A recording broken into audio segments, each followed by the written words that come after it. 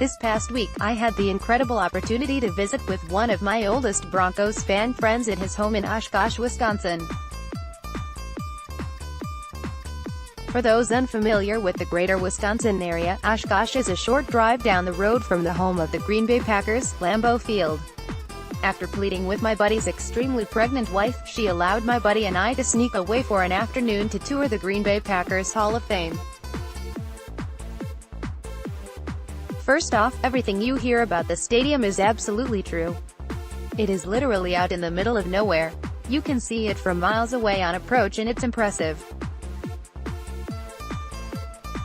It's literally in the middle of a housing subdivision, and my buddy informed me that on game day that people allow fans to park up on their lawns for a fee. A fee that includes a free beer. Not bad. I used to live in Southern California before relocating to New Hampshire a few years ago, and I have some experience with old stadia. For as grand and historic as the Los Angeles Coliseum and the Rose Bowl are, they are downright decrepit in comparison to Lambeau. Granted, they are both a bit older. This stadium did not have the feel of something that was over 60 years old. Full disclosure, I wasn't allowed to see the field or any of the bleacher seats, but the main atrium, substantially renovated in 2013, was very well done. So much so that they had an area cordoned off and outfitted with tables, chairs, and sparkly chandeliers for a wedding taking place later that afternoon. My buddy and I later met one of the ushers at Kroll's, a Lambeau tradition, and wouldn't you know it, he is a Broncos fan from just outside of Boulder. Go figure. If you've made it this far, I know what you're thinking. Who cares about Packer history?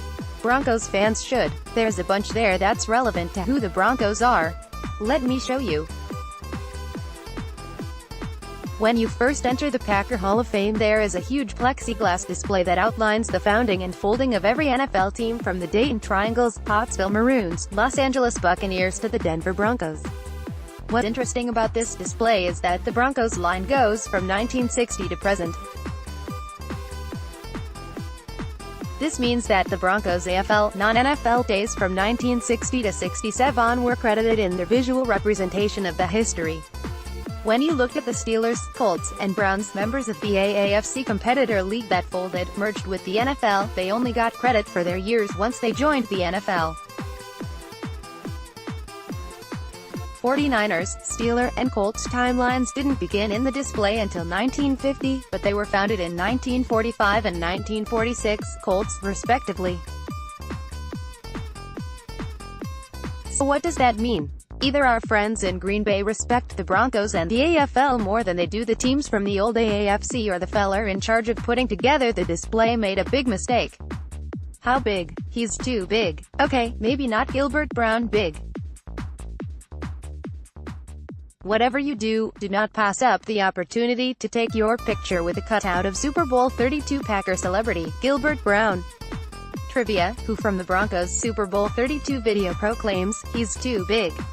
He's too big," when talking about a winded and ineffective Gilbert Brown? In case you didn't figure it out from my dissection of the Packers' depiction of NFL team history, I am a huge football history nerd. Which is why I got so excited to see this. Who is Al Carmichael, and what on earth could this Packer possibly have to do with the Denver Broncos? Former MHR writer Brian Shroud noted why here. The first AFL touchdown came on a 59-yard pass from Broncos quarterback Frank Tripica to Al Carmichael. According to the official game book, the pass was made to the right flat, where Carmichael reversed his direction just after crossing the line of scrimmage, then went the rest of the distance down the left side. Ring of Famer Gene Mingo added the extra point. To see this seminal moment in Denver Broncos history, go to 1528 in the video below. Seriously, I'm sure Carmichael's contribution to Packers history is terrific, but being the first to score a touchdown for an entire league? That's serious stuff. Here Al, because you likely don't get enough credit from the Mile High City.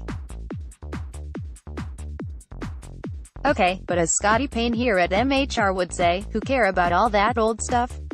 Here is probably the most important piece of Broncos memorabilia at the Packer Hall of Fame. Simply put, without that there would be no this. As you would imagine, the Packers are very big on their biggest successes.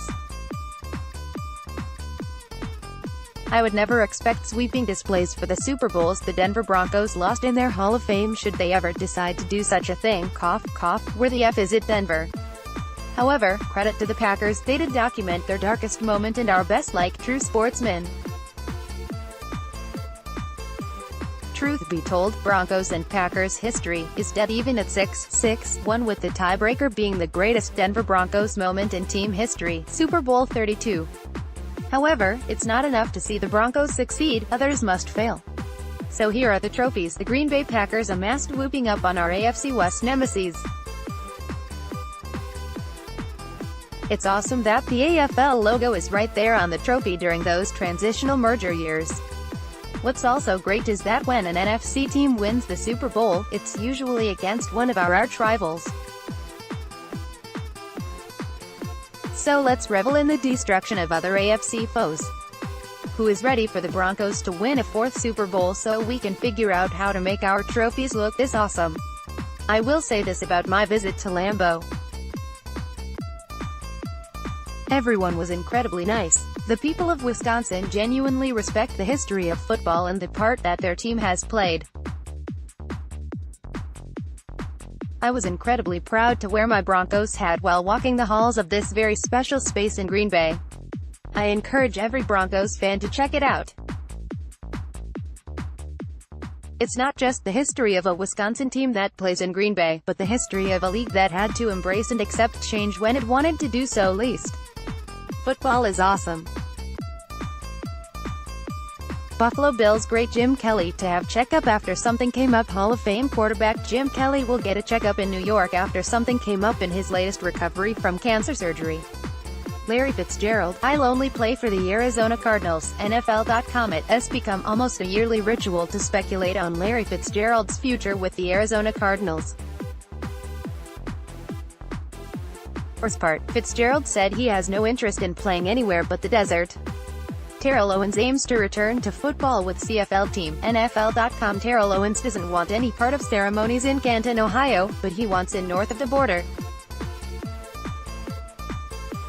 Owens is attempting to restart his pro career by latching on with the CFL team. Earl Thomas, if you don't want me, then trade me. NFL.com/pro safety Earl Thomas has ratcheted up the rhetoric in his quest for a new contract, once again placing his Seahawks future in question. If you don't want me, let's make a trade, he posted on Instagram. Report, Aaron Donald expects deal before camp starts. Pro Football Talk after the Rams announced the 5-year contract extension for Brandon Cooks on Tuesday, the obvious question became, what about Aaron Donald? The Rams are running out of time with training camp slated to start July 26, but the defensive tackle reportedly feels good about where the sides stand in.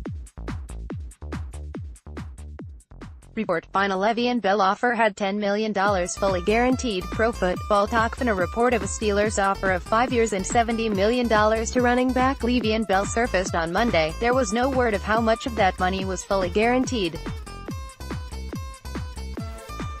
Report, Brandon Cooks' deal totals $80 million over 5 years. Pro Football Talk The Rams announced that wide receiver Brandon Cooks signed a 5-year contract extension on Tuesday, but, as per usual in the NFL, made no mention of the financial terms of the deal.